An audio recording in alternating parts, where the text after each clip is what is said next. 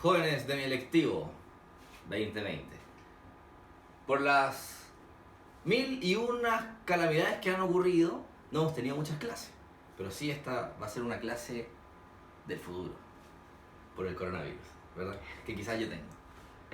Y es sobre la intertextualidad y o reversiones literarias. ¿Alguien me podría decir si sabe lo que es la intertextualidad?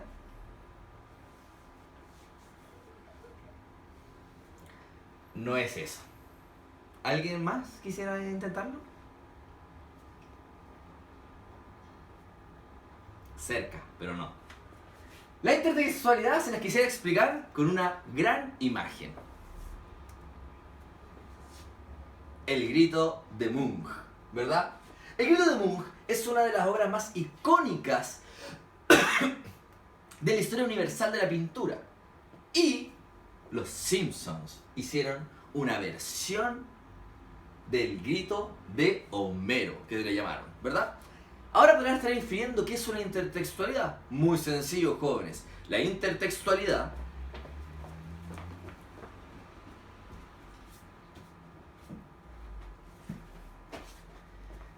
es cuando yo tengo una historia literaria, en este caso la Divina Comedia,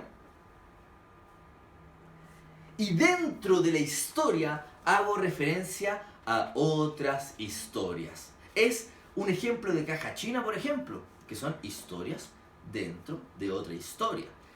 Por eso, la Divina Comedia es el ejemplo más importante y más diverso de intertextualidades literarias, debido a que en este libro de cerca de 775 páginas se hacen al menos 345 intertextualidades. ¿Qué quiere decir esto? Menciones de personajes de la literatura, de la historia, de la cultura pop de la época en un solo libro. Eso, jóvenes, es una intertextualidad. Cuando yo tomo un personaje de cualquier elemento de nuestra vida, de la historia, un presidente, de la música, un cantante como John Lennon, de una película, Terminator, The Terminator, o un personaje de dibujos animados, un personaje de la vida real que sea conocido por el mundo, de la cultura pop, y yo lo inserto en una historia literaria. Por ejemplo, acá se toma el personaje de la cultura pop, Homero Simpson, y se hace una reversión del grito de Munch. Eso sería un ejemplo de intertextualidad, ¿verdad? O por ejemplo, Penélope, ¿verdad? Penélope es la enamorada de Ulises que lo espera en la Ilíada y en la Odisea que vuelva de su viaje por el mundo. Es decir, una historia que data cerca del año 2000 a.C. y que Joan Manuel Serrat le canta en el siglo XX. No la voy a cantar, jóvenes, pero es la canción de Penélope. La podríamos leer. ¿Alguien podría leer la historia de Penélope? Señorita, gracias. Usted lea. Lee. ¿En serio? Sí. ¿Y mi voz? Bueno, dice... Yo la leo. Ya, léala. Es la que está arriba, ¿verdad? No. Dicen en el pueblo que un caminante No, paró. todo. Ya, pues si te dije. Vamos.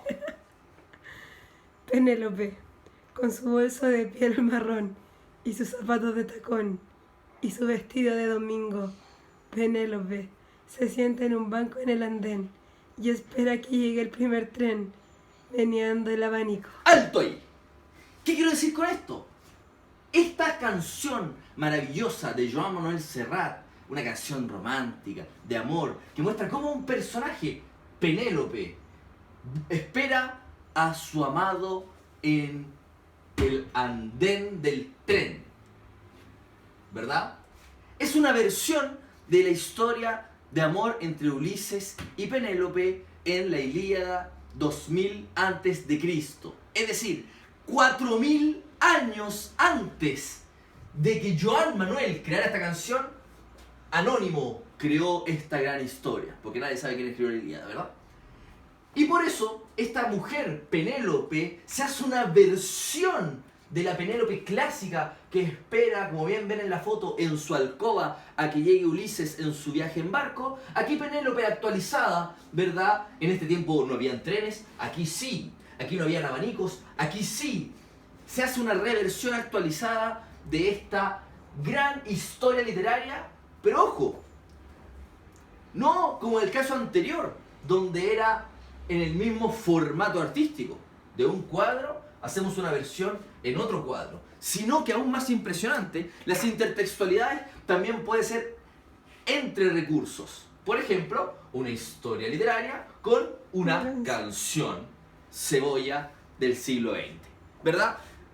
Fíjense dónde podemos encontrar estas intertextualidades todos los días, o quizás de lunes a jueves, de 10:45 a 12 de la noche, y domingos de 10:15 a 11:30, en el programa Yo Soy, ¿verdad? Donde personajes que no los conoce nadie intentan caracterizar a sus cantantes favoritos, ¿verdad? Sintonícenlo, Chilevisión. O por ejemplo, el programa, Mi Nombre Es, conducido anteriormente por Sergio Lagos, conductor de programas como Protagonistas de la Fama, La Granja, Granjeras, La Granja VIP, etcétera, etcétera. Fama, el programa de baile muy malo que nadie recuerda, ¿verdad? Pero son programas hoy en día que también son parte de estas reversiones literarias que les quiero mostrar, ¿verdad? Y un último ejemplo, ¿verdad? En la televisión, como programas como South Park, que hacen dentro de su programa referencias a otros recursos, por ejemplo los Jonas Brothers o Mickey Mouse, dos intertextualidades dentro de un mismo capítulo. La Mona Lisa con Lego, Los Simpson, ¿verdad? Una escena icónica de la historia, como la versionan, fíjense, en la misma dimensión, las mismas características, ¿verdad? La Casa de los Dibujos, un programa muy bonito de MTV, donde toman a grandes personajes y les dan un vuelco de tuerca, ¿verdad? Link, la princesa hija de Tritón en La Sirenita, etc., ¿verdad? Romeo y Julieta, cómo ha tenido múltiples versiones en el cine, en la literatura, o perfectamente Johnny Bravo, que está haciendo aquí una representación del tan icónico whisky Johnny Walker. Por eso, jóvenes, los invito, ahora que conocen lo que es una intertextualidad, que básicamente, ¿qué sería? Muy bien, como un personaje de otro elemento de la literatura, de la cultura pop, etc., es introducido en una historia narrativa inédita. Ya que saben eso, les invito a hacer las actividades que verán a continuación. Sigan los links, sigan las instrucciones y finalmente envíenme sus respuestas utilizando el asunto taller 1 inter y su nombre al mail matias.orozcode@gmail.com. Jóvenes, que les vaya bien.